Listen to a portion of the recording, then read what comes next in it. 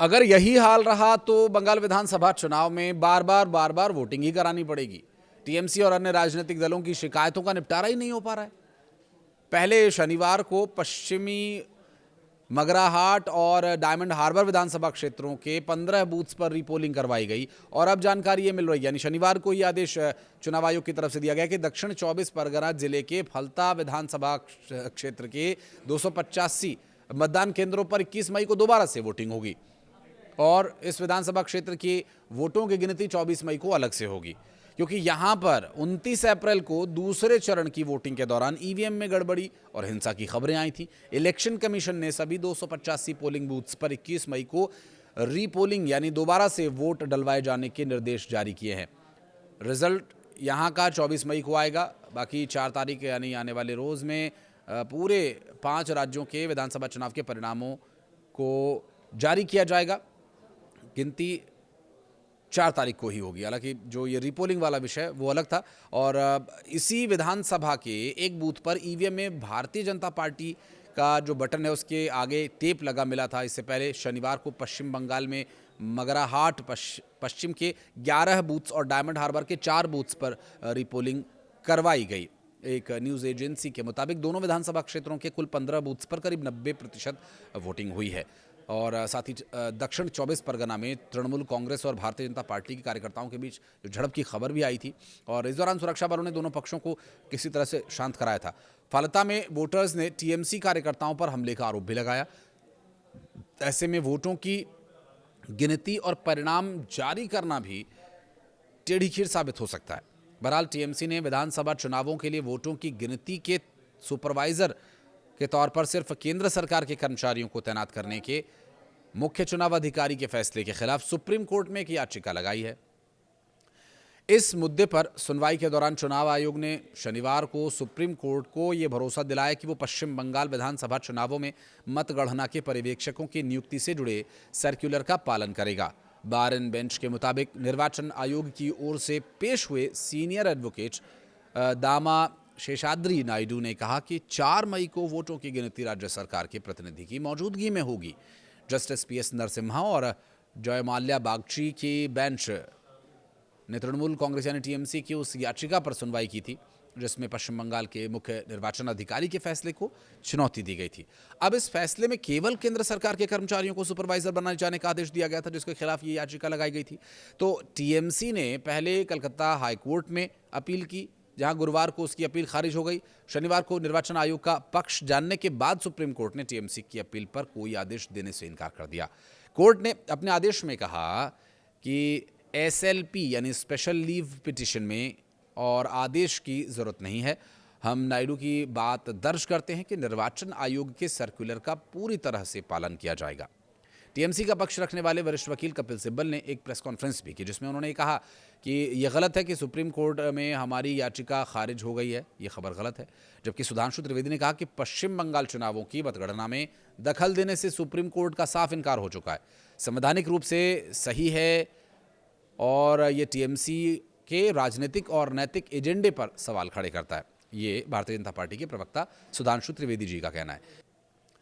इस मुद्दे पर सुनवाई के दौरान चुनाव आयोग ने शनिवार को सुप्रीम कोर्ट को यह भरोसा दिलाया कि वो पश्चिम बंगाल विधानसभा चुनावों में मतगणना के पर्यवेक्षकों की नियुक्ति से जुड़े सर्कुलर का पालन करेगा। बार एंड बेंच के मुताबिक निर्वाचन आयोग की ओर से पेश हुए सीनियर एडवोकेट दामा शेषाद्री नायडू ने कहा कि 4 मई को वोटों की गिनती राज्य सरकार के प्रतिनिधि की मौजूदगी में होगी। जस्टिस पीएस नरसिम्हा और जयमाल्या बागची की बेंच ने तृणमूल कांग्रेस यानी टीएमसी की उस याचिका पर सुनवाई की थी जिसमें पश्चिम बंगाल के मुख्य निर्वाचन अधिकारी के फैसले को चुनौती दी गई थी। अब इस फैसले में केवल केंद्र सरकार के कर्मचारियों को सुपरवाइजर बनाए जाने का आदेश दिया गया था, जिसके खिलाफ ये याचिका लगाई गई थी। तो टीएमसी ने पहले कलकत्ता हाईकोर्ट में अपील की, जहां गुरुवार को उसकी अपील खारिज हो गई। शनिवार को निर्वाचन आयोग का पक्ष जानने के बाद सुप्रीम कोर्ट ने टीएमसी की अपील पर कोई आदेश देने से इनकार कर दिया। बंगाल में वोटिंग और वोटों की गिनती के परिणाम शांतिपूर्ण तरीके से जारी हों, ये एक बहुत बड़ी चुनौती रहेगा। ऐसे में चुनाव आयोग ने पश्चिम बंगाल में वोटों की गिनती सुरक्षित, शांतिपूर्ण और पारदर्शी तरीके से करवाए जाने के लिए 165 अतिरिक्त ऑब्जर्वर्स और 77 पुलिस ऑब्जर्वर्स नियुक्त किए हैं। चुनाव आयोग ने कहा कि संविधान से मिले अधिकारों के तहत ही ये फैसला लिया गया है।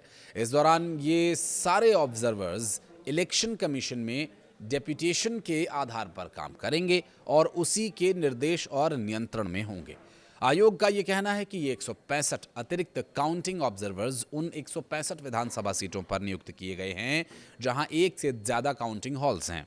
पुलिस ऑब्जर्वर्स काउंटिंग सेंटर्स की सुरक्षा और कानून व्यवस्था पर नजर रखेंगे, लेकिन उन्हें वोटों की गिनती के दिन काउंटिंग हॉल के अंदर जाने की अनुमति नहीं होगी। चुनाव आयोग के मुताबिक पुलिस ऑब्जर्वर काउंटिंग ऑब्जर्वर्स के साथ करीबी तालमेल बनाकर चलेंगे।